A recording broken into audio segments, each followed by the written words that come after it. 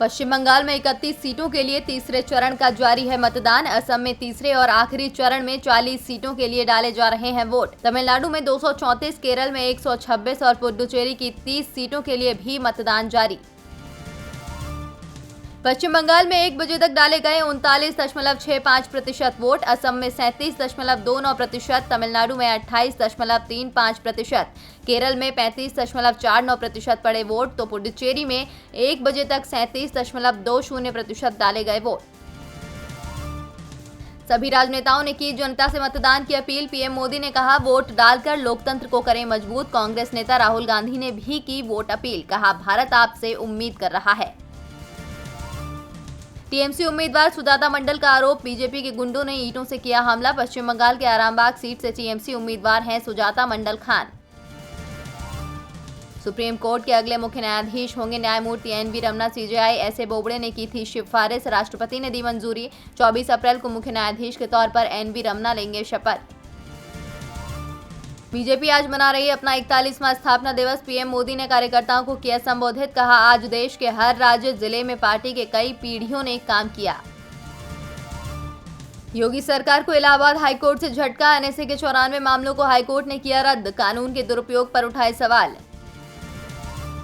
दिल्ली की सीमाओं पर किसानों का आंदोलन जारी। सरकार से नए कृषि कानून को रद्द करने की कर रहे हैं मांग। महापंचायत के जरिए किसानों को एकजुट करने में जुटे किसान। दिल्ली में लगा नाइट कर्फ्यू। रात 10 बजे से सुबह 5 बजे तक रहेंगी पाबंदियां। 30 अप्रैल तक के लिए लगाया गया नाइट कर्फ्यू। कोरोना के बढ़ते मामलों के चलते दिल्ली सरकार का फैसला।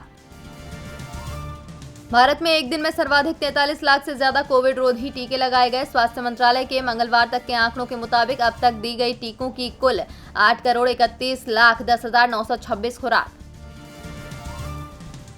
शिखर सम्मेलन से पहले चीन ने जापान को किया आगाह। कहा, शिनजियांग और हांगकांग चीन का है आंतरिक मामला, जापान न दे दखल। नेपाली विदेश मंत्री बोले, भारत और नेपाल की सीमा पर होने वाले निर्माण कार्यों का दोनों देश करेंगे अवलोकन। नेपाल और भारत के सर्वेक्षण दल 12 अप्रैल को निर्माण गतिविधियां देखेंगे।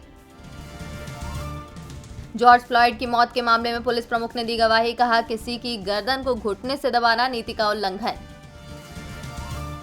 पर फिर अदालत में पेश हुए इजरायल के प्रधानमंत्री नेतन्याहू। भ्रष्टाचार के 3 मामलों में आरोपी नेतन्याहू पर रिश्वत लेने, न्यास भंग करने और धोखाधड़ी करने के लगे आरोप।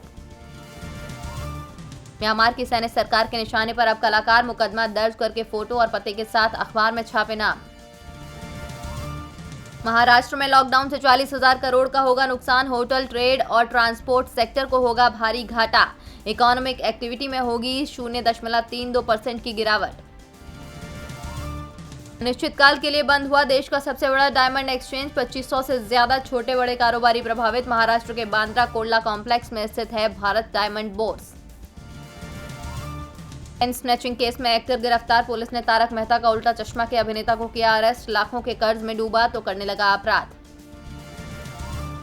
कोरोना से रिकवरी के बाद मिलिंद सोमन ने शेयर किया काढ़ा रेसिपी। पत्नी अंकिता को बताया फरिश्ता। बोले, आइसोलेशन में सबसे जरूरी है पॉजिटिविटी। सोशल मीडिया पर अपनी पत्नी अंकिता के साथ शेयर की फोटो। आईपीएल पर छाया कोरोना का साया। मुंबई स्टेडियम में 3 स्टाफ पॉजिटिव। सीएसके समेत 4 टीमें कर रही हैं प्रैक्टिस। अब तक 3 खिलाड़ी समेत 23 लोग संक्रमित।